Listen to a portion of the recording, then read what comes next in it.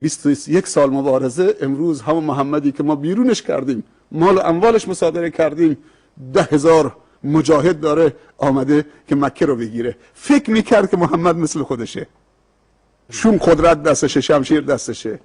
اسلام دین شمشیر نیست، دین قلمه. نون و القلم ما یسطرون. دین معرفته، دین محبته، دین صفا و صمیمیت، دین خیرخواهی است. اسلام یعنی پرچم سفید. اسلام پرچم سرخ نیست، پرچم خون نیست. بله. این مرد و زن با هم دیگه صحبت میکردن.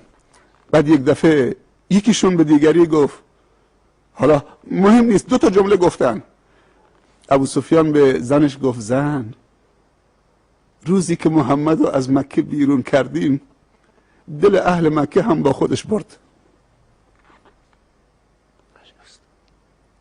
زنش بهش گفت، مرد، بعد از 21 سال مبارزه من میبینم که اسلام از کانال دل وارد میشه، دل رو تسخیر میکنم.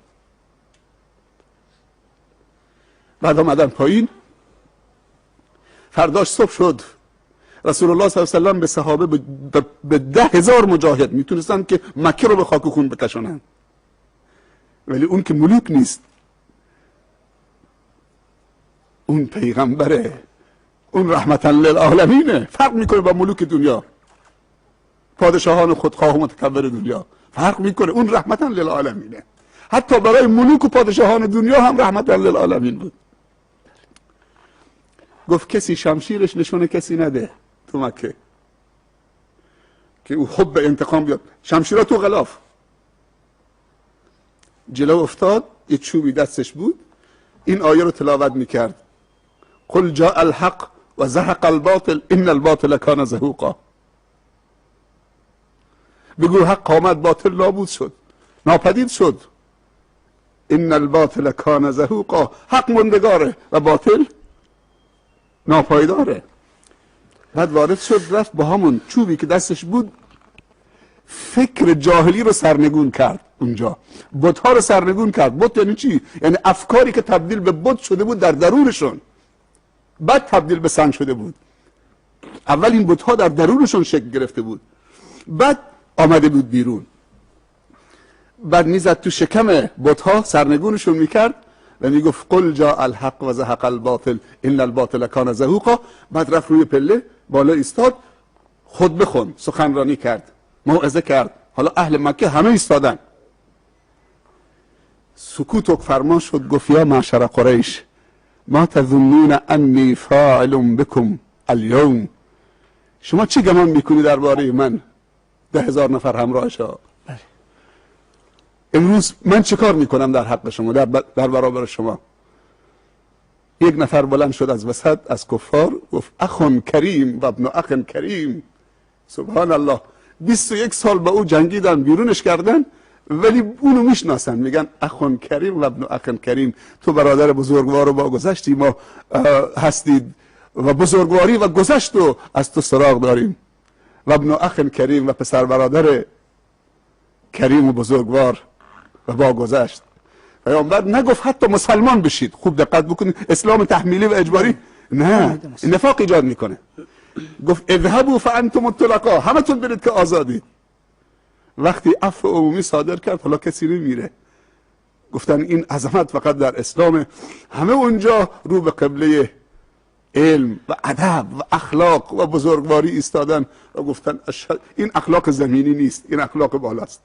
اشهد ان لا اله الا الله و اشهد انک رسول الله. جالبتر از این، ما وقتی کسی به ما بد کرده، بعد ضعیف می شود، ما انتقام از او میگیریم. اما پیامبر صلی الله علیه و سلم از این صاحب منصبان انتقام نگرفت. آمد 3 تا جمله گفت. گفت هر کسی به مسجد الحرام پناهنده شد در امانه. هر کسی رفت به خانه خودش پناهنده شد، در رو قفل کرد، در امانه. و هر کسی پناهنده شد به خانه ابو سفیان بزرگ مکه، در امانه.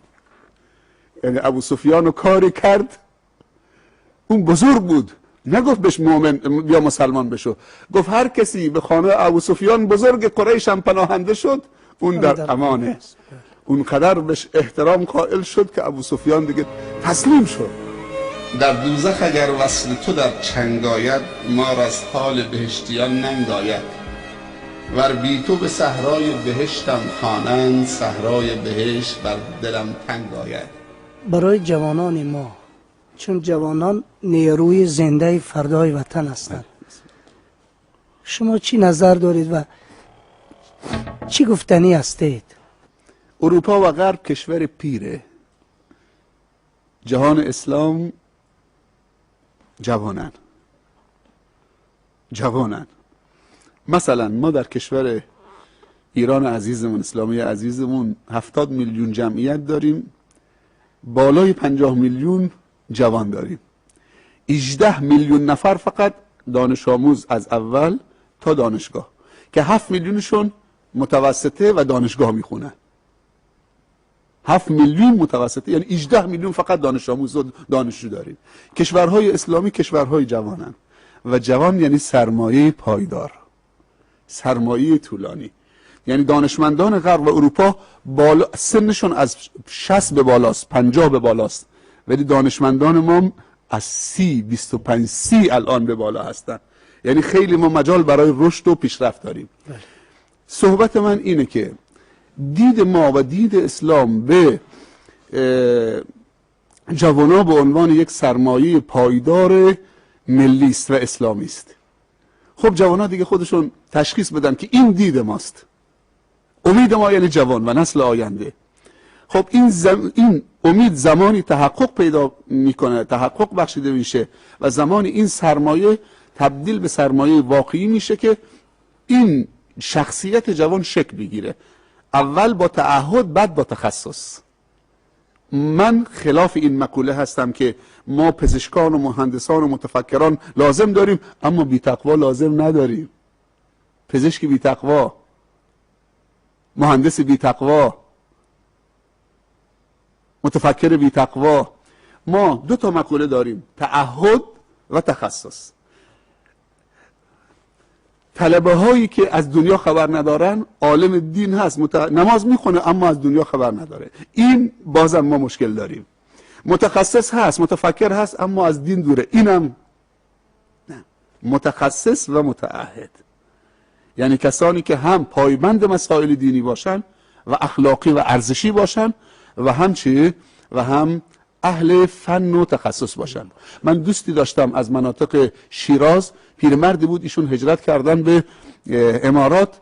ایشون تعریف میکرد از فرزندانش، میگفت روزی که فرزندانم میخواستم بفرستم آمریکا برای تحصیل، 3 تا پسر دارم.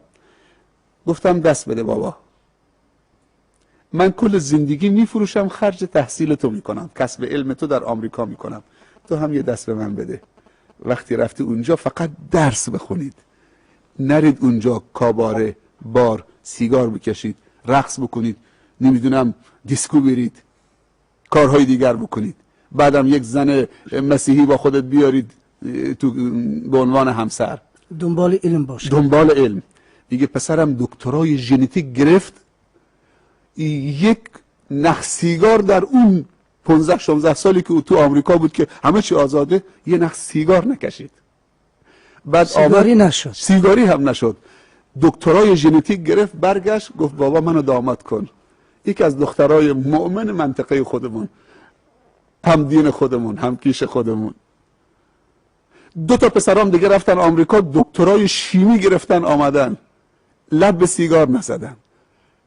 3 تا پسر، یک دکترای ژنتیک، 2 تا دکترای شیمی، مؤمن. میگفت این سرمایه. من تعهد دادم، اونم تعهدشون عمل کردن، درس خوندن، برگشتن، هر 3 تا پروفسور شدن. من توصیه من اینه که جوانان درس بخونن، مطالعه مفید داشته باشن، وقت بذارن برای درس خوندن، هدفمند درس بخونن و